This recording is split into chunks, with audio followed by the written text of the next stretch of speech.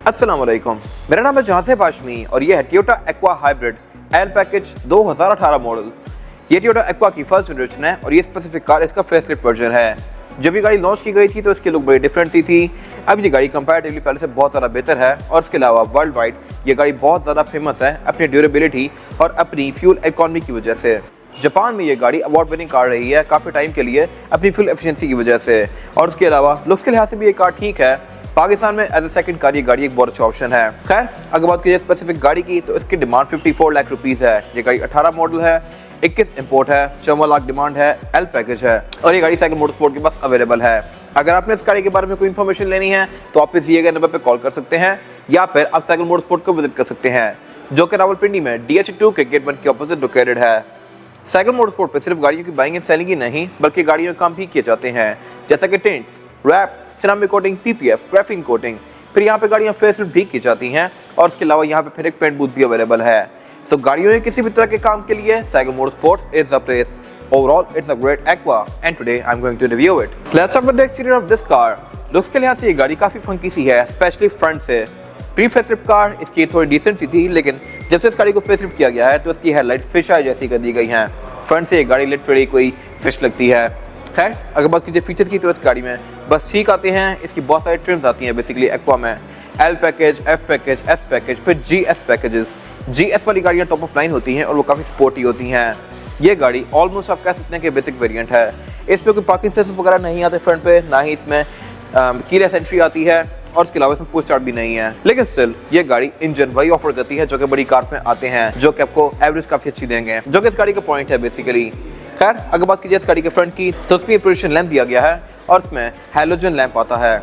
मेरे ख्याल से इस प्राइस पॉइंट पे बाइथनॉन LEDs आ सकती थी बट वो नहीं दी गई। इसमें सिंपल सी हैलोजन लाइट है। बाकी पार्किंग वगैरह इस गाड़ी में नॉर्मल ही दी गई है और स्पेसिफिक कार में नीचे फॉग लैंप भी लगे हुए हैं। फॉग लैंप इससे नीचे वाली ट्रेंड्स में नहीं आते। फिर इसके अलावा इसके बोनट के अंदर काफ़ी स्ट्रॉन्ग हम्प्स दिए गए हैं जो कि इसकी लुक को अच्छा बना रहे हैं।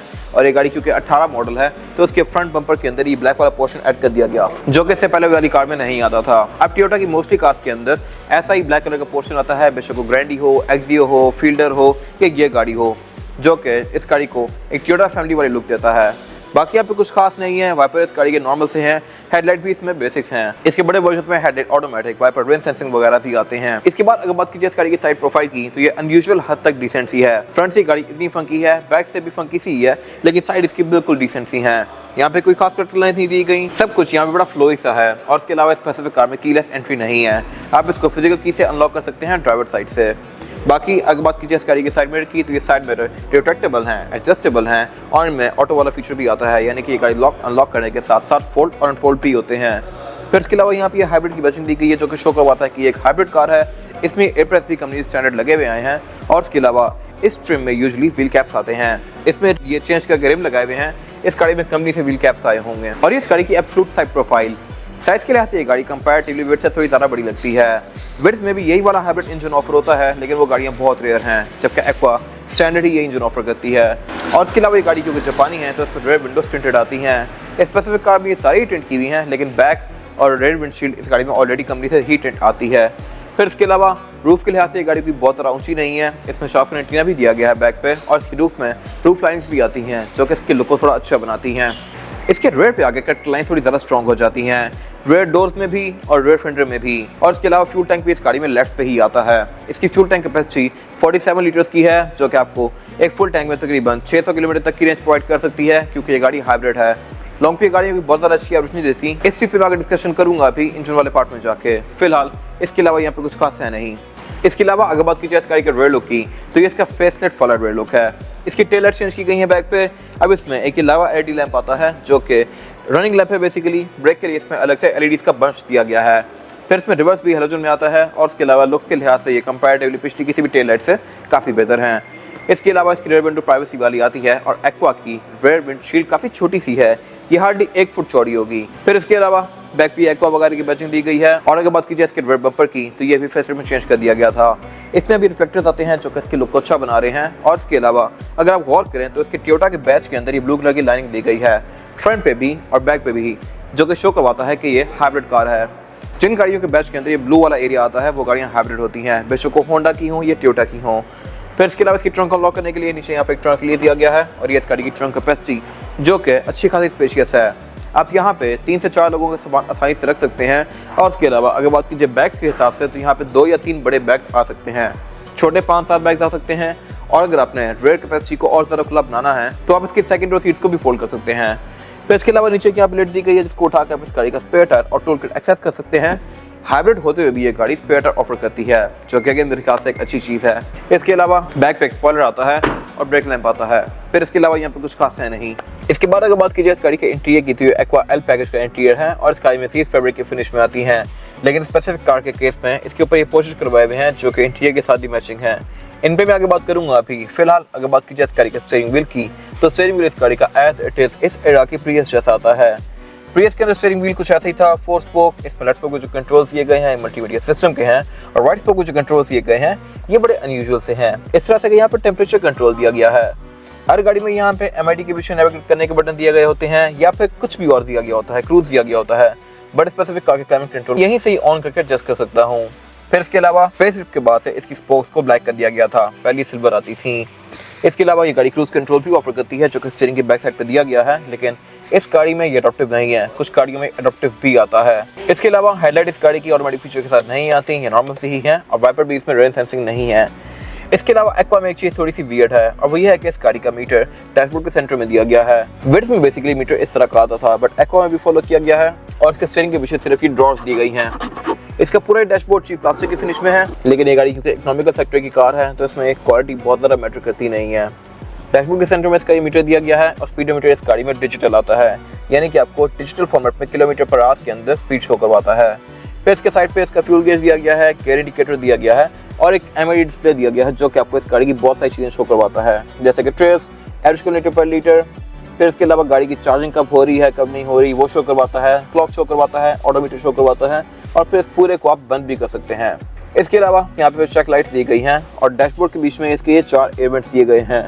इनके एयरवेंट्स के आसपास कोई फ्रिल्स नहीं दी गई। इसके बड़े वर्जन्स के अंदर यहाँ पे क्रोम या ब्लू हर तरह की फ्रिल्स भी आती हैं। इसके साथ नीचे यहाँ पे इसका एंड्रॉइड पैनल लगा हुआ है। इस कार में जेन्युइन टीवी नहीं आता कंपनी से, तो इसमें आफ्टर मार्केट लगा हुआ है और उससे नीचे इसका क्लाइमेट कंट्रोल दिया गया है। क्लाइमेट कंट्रोल इस गाड़ी में सिंगल जोन ही आता है और ये ऑटोमेटिक है, यानी कि आप इसके टेम्परेचर को जहाँ पे एडजस्ट कर देंगे उस टेम्परेचर के लिहाज से गाड़ी केबिन का टेम्परेचर एडजस्ट करेगी, लाइक दिस। और इसके अलावा साथ फिर यहाँ पे एक ड्रॉर दी गई है, उससे नीचे एक और ड्रॉर दी गई है और 2 कप होल्डर्स दिए गए हैं और उससे पीछे इस गाड़ी का गियर सेलेक्टर दिया गया है। इसमें जो गियर सिलेक्शन आती है वो है P, R, N, D और B। B is braking, D is driving और बाकी सारे गियर्स सेल्फ एक्सप्लेनेटरी हैं। फिर उससे पीछे यहाँ पे इसका ट्रैक्शन कंट्रोल ऑन ऑफ करने का बटन दिया गया है, सेंसर्स को ऑन ऑफ करने का बटन दिया गया है, इको मोड दिया गया है और EV मोड दिया गया है। EV मोड में बेसिकली ये गाड़ी इंजन यूज के बगैर चलती है। इको मोड और साथ फिर इसकी हैंड ब्रेक दी गई है जो कि ट्रेडिशनल ही है, इसको आप इस तरह से इंगेज करेंगे। फिर साथ यहाँ पे अगेन ड्रॉर दी गई है और एक और कप होल्डर दिया गया है, तो इसमें बेसिकली 3 कप होल्डर आते हैं, 2 फ्रंट के लिए 1 बैक के लिए। फिर इसके अलावा अगर बात कीजिए इस गाड़ी की सीट्स इस गाड़ी की फैब्रिक की फिनिश में है। डोर पैनल इस गाड़ी के मोस्टली प्लास्टिक की फिनिश में है, लेकिन आर्मरेस्ट वाले एरिया पे लेदर दिया गया है। अगर बात कीजिए राइट साइड की तो इसमें ड्राइवर की विंडो सिंगल टैप वाली आती है, बाकी सारी विंडोज नॉर्मल है और इसमें साइड में भी रिट्रैक्टेबल आते हैं जिनको आप गाड़ी के अंदर बैठ के फोल्ड और अनफोल्ड कर सकते हैं। फिर आप इसकी हेडलाइट्स की हाइट को भी ऊपर या नीचे कर सकते हैं अपनी मर्जी के लिहाज से और इसके अलावा यहाँ पे इसके पे रडार के कंट्रोल्स दिए गए हैं। इसके ब्लेंड डिपार्चर असिस्ट को यहाँ से ऑन ऑफ कर सकते हैं, हेडलाइट्स को ऑटो पे रख सकते हैं और फिर यहाँ पे एक ब्लैंक फ्लैग दिया गया है जो कि बड़ी कार्स में यहाँ पे पोस्ट आता है। इसमें क्योंकि ये वाली है तो इसमें फिजिकल की का स्लॉट दिया गया है। बाकी सनरूफ वगैरह ये गाड़ी ऑफर नहीं करती। सेंटर में केबिन लाइट्स दी गई हैं, वेंटी मिरर्स गाड़ी में ड्राइवर पैसेंजर दोनों के लिए आते हैं विदाउट अ लाइट और एयरबैग की गाड़ी टोटल 2 ऑफर करती है। इसके अलावा यहाँ पे कुछ खास है नहीं। इसके बाद अगर बात कीजिए इस गाड़ी में रेयर पैसेंजर के लिए सीटिंग कैपेसिटी की तो ये भी बैक पे काफी स्पेशियस है। मेरे पास यहाँ पे लेग रूम भी सफिशिएंट है, हालांकि ड्राइवर की सीट मैक्सिमम इशू हुई है और हेडरूम का भी यहाँ पे कोई खास इशू नहीं है। इसके अलावा बैक पे यहाँ पे 2 ही लोग बैठ सकते हैं, थर्ड पर्सन आना चाहे तो आ जाएगा, लेकिन फिर ज़्यादा कंफर्टेबल नहीं होगा क्योंकि गाड़ी चौड़ाई में कोई बहुत ज़्यादा स्पेशियस नहीं है। बाकी बैक पे इस गाड़ी में एक चीज़ अच्छी है और वो ये है कि इसमें सेंटर में फ्लोर बेड फ्लैट आता है। मोस्टली गाड़ियों में यहाँ पे हम्प दिए गए होते हैं, इस कार में ऐसा नहीं है। बाकी बैक पे इस गाड़ी में 3 हेडरेस्ट दिए गए हैं रेयर पैसेंजर्स के लिए, रेयर सीट्स फोल्डेबल आती हैं। फिर इसके अलावा इस गाड़ी में एयरसेस के पोर्ट्स आते हैं, सीट बेल्ट आती हैं, डोर्स में स्पीकर आते हैं और इसके अलावा यहाँ पे कुछ खास है नहीं। इसके बाद अगर बात कीजिए इस गाड़ी के इंजन की तो इंजन जो एक्वा ऑफर करती है ये 1500 सीसी हाइब्रिड है। अगर बात कीजिए परफॉर्मेंस फिगर्स की तो ये गाड़ी 109 हॉर्स पावर प्रोड्यूस करती है, लेकिन क्योंकि इस गाड़ी में इलेक्ट्रिक मोटर भी आती है, तो इसके साथ मिलकर इसकी हॉर्स पावर तकरीबन 122-23 पहुंच जाती है, जो कि ऑल्टो 7.6 के बराबर है। लेकिन ये गाड़ी क्योंकि साइज में उससे काफ़ी छोटी है, तो परफॉर्मेंस के लिहाज से उससे बहुत बाहर है। परफॉर्मेंस के लिहाज से अगर ये गाड़ी फुली चार्ज अप हो तो ये आराम से सिविक 1.8 को टफ कंपटीशन दे सकती है। और उसके अलावा डेफिनेटली ये गाड़ी आपको एवरेज भी काफ़ी अच्छी देती है। अगर बात कीजिए एवरेज की, तो ये गाड़ी आपको तकरीबन 20-22 की एवरेज आराम से दे सकती है, डिपेंडिंग अपॉन ड्राइविंग पैटर्न। लेकिन शहर में अगर आप इसको लॉन्ग पे लेके जाते हैं तो लॉन्ग पे ये गाड़ी तकरीबन 17-18 की एवरेज देगी आपको, ये 15-16 भी आ जाए अगर आप इसको तेज चलाएं तो। क्योंकि डेफिनेटली हाइब्रिड कार की एवरेज अच्छी ही तब होती है जब वो लो स्पीड पे चले, क्योंकि लो स्पीड पे ये गाड़ी बैटरी में चलती है। जब आप कंटिन्यूसली इस गाड़ी को हाई स्पीड पे चलाएंगे तो ये गाड़ी इंजन पे ही चलेगी और इंजन वाली ही एवरेज देगी। खैर, अगर बात की जाए इसके यहाँ पे दिए गए मैकेनिज्म की, तो राइट पे इसका इंजन दिया गया है, लेफ्ट पे इसकी हाइब्रिड की इलेक्ट्रिक मोटर दी गई है, जो कि इस गाड़ी के CVT गियरबॉक्स के ऊपर माउंटेड है। ट्रांसमिशन इस गाड़ी में ECVT आती है और उसके ऊपर ये मोटर दी गई है। इसका बैटरी पैक रियर सीट के नीचे आता है। फिर इसके अलावा इस गाड़ी में ABS, traction control, vehicle stability assist, इस तरह की चीज़ें आती हैं जो कि इसकी राइड को और ज़्यादा अच्छा बनाती हैं। बाकी इसके बोनट के अंदर इंस्टॉलेशन भी दी गई है, लेकिन ये बोनट ओपन स्टैंड से होता है। इसके अलावा यहाँ पे कुछ खास है नहीं। इसके बाद अगर बात कीजिए इस गाड़ी के टायर साइज़ की, तो टायर साइज़ जो ऑफर करती है एक्वा ये है 195, 65 और 15। ये साइज यूजली XLE GLE के अंदर आता है, बट एक हैचबैक कार के लिहाज से अच्छा साइज़ है। और इसके अलावा इस ट्रिम में व्हील कैप्स आते हैं। इस गाड़ी पे थोड़ा खर्चा करके इसमें अच्छे टायर और अच्छे रिम लगाए हुए हैं। टायर इस गाड़ी में योकोहामा का ब्लू अर्थ है, जो कि एक अच्छा टायर है। और इसके अलावा इसकी लाइफ भी ऑलमोस्ट पूरी बड़ी है। ये टायर हार्डली 20% यूज़ है और ये आपको 50-60 हज़ार किलोमीटर तक एक्स्ट्रा राइड प्रोवाइड कर सकता है। फिर इसके अलावा इस गाड़ी में फ्रंट पे डिस्क ब्रेक आती है, लेकिन बैक पे ड्रम ब्रेक्स आती हैं। और डेफिनेटली ये गाड़ी कोई इतनी हाई परफॉर्मेंस कार है नहीं कि इसको ऑर्बिटल डिस्क ब्रेक चाहिए हो, लेकिन फीचर की गाड़ी अच्छी ऑफर करती है। इस तरह से कि इसमें ABS भी आती है और इलेक्ट्रॉनिक पावर स्टीयरिंग भी आता है, जो कि इसकी राइड एक्सपीरियंस को अच्छा बनाता है। ये था आज का रिव्यू। अगर आपको ये रिव्यू पसंद आया है तो इस रिव्यू को लाइक कीजिए, मेरे चैनल को सब्सक्राइब कीजिए, और अगर आपके पास गाड़ी से रिलेटेड कोई भी राय है तो उसको कमेंट सेक्शन में शेयर जरूर कीजिएगा, ताकि वो लोग जो ये गाड़ी लेने वाले हैं वो आपकी राय से फ़ायदा उठा सकें। अपना ख्याल रखिएगा। Thank you.